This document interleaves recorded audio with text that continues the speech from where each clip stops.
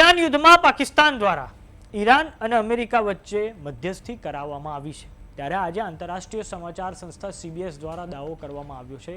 કે પાકિસ્તાને ઈરાનને તેના મિલિટરી એરક્રાફ્ટ છુપાવવા માટે યુદ્ધ દરમિયાન મદદ કરી હતી જો કે હવે એક પાકિસ્તાની અધિકારી દ્વારા CBSના અહેવાલને ખોટો ગણાવવામાં આવ્યો છે તો બીજી તરફ અમેરિકામાં પાકિસ્તાનની ઈરાન યુદ્ધમાં મધ્યસ્થીને લઈને હવે સવાલો ઊભા થવા લાગ્યા છે તો આવો જાણીએ સમાચાર વિસ્તારથી નમસ્કાર જમાવટ સાથે હું છું પાર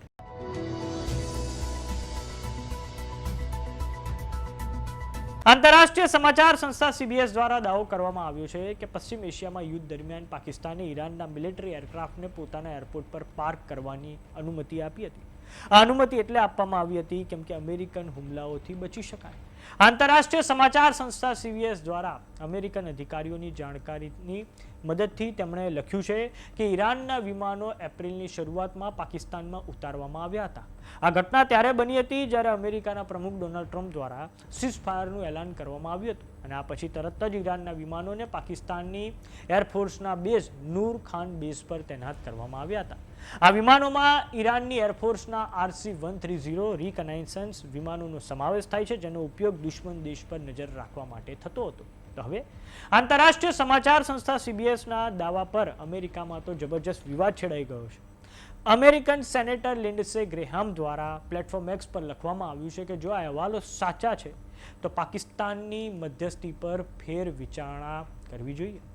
આપને દર્શક મિત્રો જણાવી દે કે યુદ્ધ દરમિયાન ઈરાનને અફઘાનિસ્તાને પણ મદદ કરી હતી ઈરાનના સિવિલિયન એરક્રાફ્ટ અફઘાનિસ્તાનમાં હેરાત એરપોર્ટ પર અને કાબુલના એરપોર્ટ પર તે સમયે અમેરિકન હુમલાઓથી બચાવવા માટે પાર્ક કરવામાં આવ્યા હતા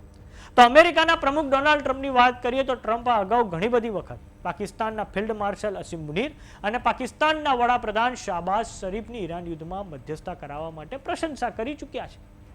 ત્યારે આંતરરાષ્ટ્રીય સમાચાર સંસ્થા CBSના અહેવાલના લીધે અમેરિકાની રાજનીતિમાં ગરમાવો આવી ગયો છે ત્યારે જોવાનું એ રહે છે કે શું ડોનાલ્ડ ટ્રમ્પ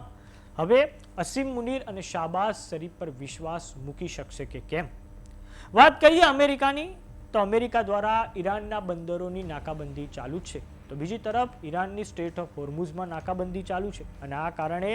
20,000 જેટલા નાવિકો હાલમાં ખાડી ક્ષેત્ર એટલે કે પર્શિયન ગલ્ફમાં ફસાયેલા છે અને આ જેટલા પણ 20,000 જેટલા નાવિકો ત્યાં ફસાયેલા છે તેમની માટે તો ખાવાના અને રહેણી કહેણીને લઈને ખૂબ મોટા પાયે સંકટ પેદા થઈ ગયું છે ત્યારે અપેક્ષા રાખીએ કે સ્ટ્રેટ ઓફ હોર્મુઝ ખુલી જાય અને જે સાઉથ કોરિયા જાપાન ભારત સમક્ષ જે ઉર્જા સંકટ પેદા થયું છે તેનું પણ નિરાકરણ આવી જાય તો સમાચારોમાં અત્યારે બસ આટલું જોતા રહો જમાવટ જો તમે અમને YouTube પર જોઈ રહ્યા તો સબસ્ક્રાઇબ કરો જો તમે અમને Facebook પર જોઈ રહ્યા તો ફોલો કરો સાથે જ અમારી WhatsApp ચેનલ આવી ગઈ છે જોઈન કરવાનું ના ભૂલતા નમસ્કાર